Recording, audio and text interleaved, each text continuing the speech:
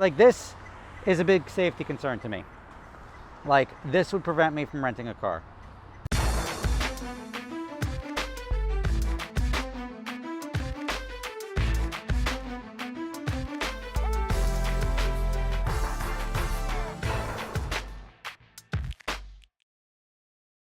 What's up everybody, Rob Ferrari. As you know, I have the rental company Gotham Dream Cars, but I also have to rent cars from other companies from time to time for my various enterprises, whether it's filming, driving through the Alps in an R8 V10 Spider for super speeders, or if I happen to be doing a trip for adventure drive, so we have to get 15 exotic cars for whatever reason, private events, anytime where we may need an extra car. Well, here I scooped up this one.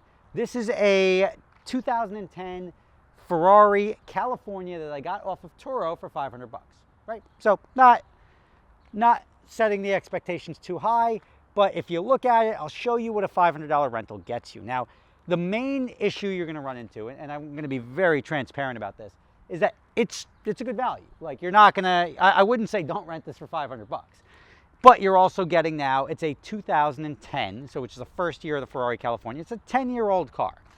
And the condition is representative of $500, and that's not to say it's bad, because it's still an 11-year-old car, but it's a little bit, like I wouldn't feel comfortable renting this out to my customers because I just have a higher price point and a little bit of a higher standard. Now, the biggest issue you're gonna run into on Turo isn't necessarily the car, it's the convenience.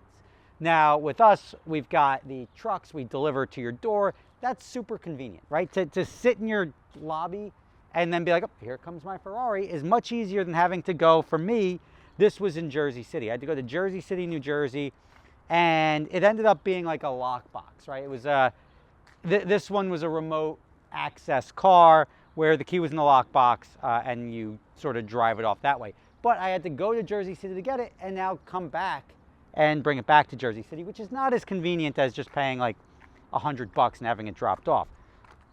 Condition wise, and I'll just do the quick walk around and see what you can see. Not bad. Like it looks like a Ferrari from all angles. There's no major damage on it. There's a lot of little stuff, but no major damage. And it's funny, I got a text message and it was like, hey, big fan, blah, blah, blah, blah, blah. I asked you some questions a couple of years ago. Just want to say I'm a big fan. I was like, oh, who got my phone number? And turns out it was the guy I was renting this from on Turo. Turo gives him my information. So that answered the randomness, because I'm like, all right, let me make sure the car is actually there, because I booked it for 2 hours from now and I don't want to be surprised and show up and not have a car. Now that I've done the generic walk around, you know, Ferrari all around, right? Like looks good, looks reasonable, reasonably like a Ferrari. And then interior wise, you know, no major complaints. Now, when you look a little bit tighter on this car, you'll see there's some damage down here. And you'll see like the paint is both curbed and spidering and flaking off. That's obviously a repainted bumper. There's some scratches here. I mean, nothing like this stuff can probably be buffed out. This, just somebody either pulled too close to the wall or something, which is astonishing to me for a car with bumper sensors. The wheels are noticeably, they were probably silver at some point in time and they're black. They were sprayed over black and you could see that the paint is crusting off on the wheels. That's noticeable stuff to me. I love when rental cars have like nice clean wheels, because it just shows that the company cares. But like again, this is 500 bucks, not $1,000 a day, not $2,000 a day. Here you can see even in the holes here where this paint is sort of flaking off, but like easy stuff, right? Like nothing major. The front wheel too, just a little bit of damage. The interior, I mean, there's no engine lights on or anything like that. I'm unclear, like, I don't know, like this feels like it's been off the car, but it's unclear what's up with this. Like this is pretty standard, just because it's moving. This is the problem here, that the seatbelt doesn't like to retract. Now, I got it to retract earlier, which is intermittent. There's two reasons the seatbelt wouldn't retract, right? One reason is if it was in an accident, like spikes the seatbelt and then you have to get another one. Or sometimes the mechanism just goes bad And that, I think, is the case with this one, because I think it retracts from time to time.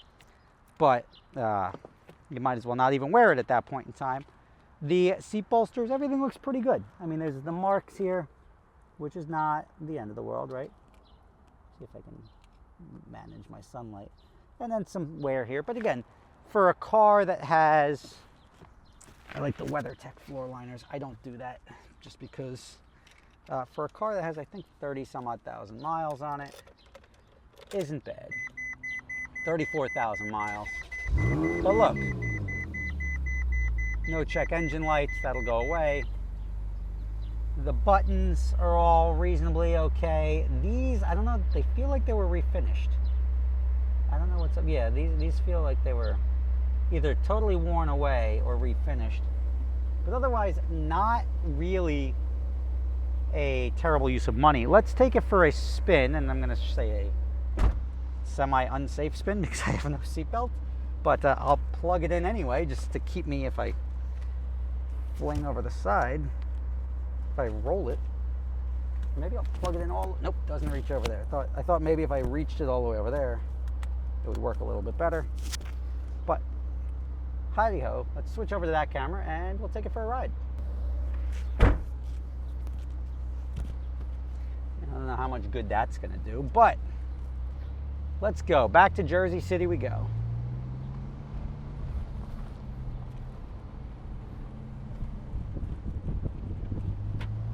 All right, it says 40 minutes. Not fun. This is the worst road in the United States. Oh yeah, look at that. The dash isn't really attached anymore, which is, I'm up in the air as to whether or not this car was in an accident. And I mean, I'm leaning towards yes, because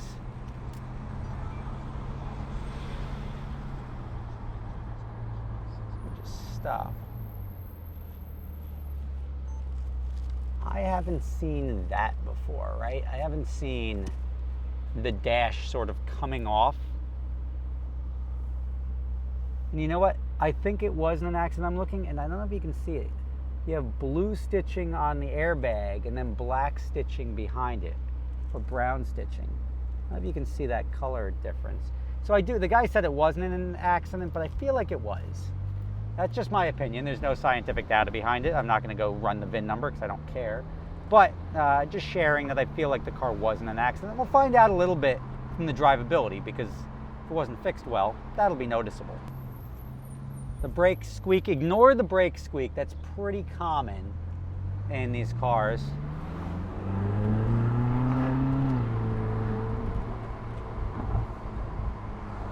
Let's see here.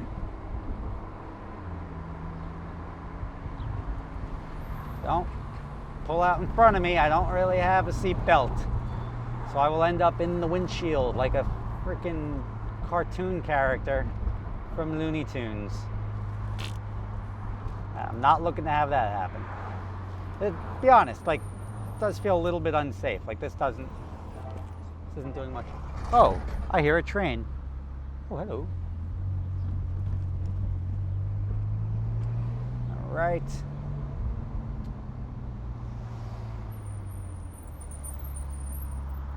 I got to admit, squeaking brakes, people complain about them for good reason. It's pretty annoying. Just makes the car sound cheaper. Now, I'll get this on the highway and I'll feel out any drivability issues, but right now feels pretty good. I'm leaning towards accident just because of the consistency of the damage, the repainted front bumper, the different stitching on the steering wheel, the dash thing being ripped up, and then the seat belt not working properly. So highway-wise, feels all right. I'm not gonna lie. It feels like a California is no gem to begin with, as far as drivability goes, especially the earlier ones. But I don't see anything really wrong with the drivability. So it's gonna look like a Ferrari. It's gonna drive like a Ferrari, make noises like a Ferrari. There's just small little issues that I would address if I were him, to clean it up, to make it like really top notch. I get you're paying less money on Turo to rent, but it's still, you want to get like a safe car, which I think this is, but B, you want to get like a good quality car, and then I think you'll really kill it. Because the stuff that I'm saying needs attention isn't going to break the bank here. It's just like $2,500 in fixes to make this as close to perfect as you would want it, or as I would want it if I was renting it out. So let's do the breakdown. Let's see if $500 is really $500, and we'll tuck this thing away, and I'll give you my final thoughts. Let me get down to Jersey City though and focus on the road. All right, another inconvenient thing about Turo is that you have to fill up the tank, which is standard with normal rental cars, but like $4.40 a gallon, Jersey City prices. But luckily, this car, it was on E, it gave me 49 miles to empty, only 14 gallons, which isn't really a big tank. Ferraris are usually known for big tanks. If we look here, let's take a look at the actual price, because is this worth $550 a day, which is what I paid? That's not really what I paid. Even though I have my own insurance and my own credit card insurance, they still make me take a minimum protection of $99. That's just usually based off of the owner, not the platform, I think. And then the trip fee of $71.95. So it actually cost me, if you look at all this, it cost me $762 for the day. And then a security deposit of another $500, which is fine. $500 is no big deal for a security deposit. Is it worth $762? Now you're really starting to approach what I would charge for a better car. And I don't know. I think this guy, if he cleans up the car a little bit, if he handles like this is a big safety concern to me. Like, this would prevent me from renting a car. Squeak our way all the way into the back corner here. Put the top up. All right, now that I've checked the car out myself, taken my photographs to cover me, filled it up with gas, cleaned it for him, so it's ready for the next renter, which is sort of me doing his job as a company, and ultimately paying the same amount of money that I would have paid if I just rented from a company with better, well, not better, but more customizable services. I don't know. It's a Ferrari for $550, but not really $550. And then the real kicker is the mileage. So there's 100 miles included. He actually charges more per mile than I do for like my 488 Spider or anything for mileage that goes over. It's got a lower price point to start, but still for an old Ferrari like that, I'd probably have a lower per mile rate after the first 100. Anyway, Rob Ferretti, thanks for watching. Hope you learned. If you want to rent this car, it's here on Turo, Jersey City. Just watch what you're paying for. If you're comfortable with the value, which I think there is value there, it's yours for the taking.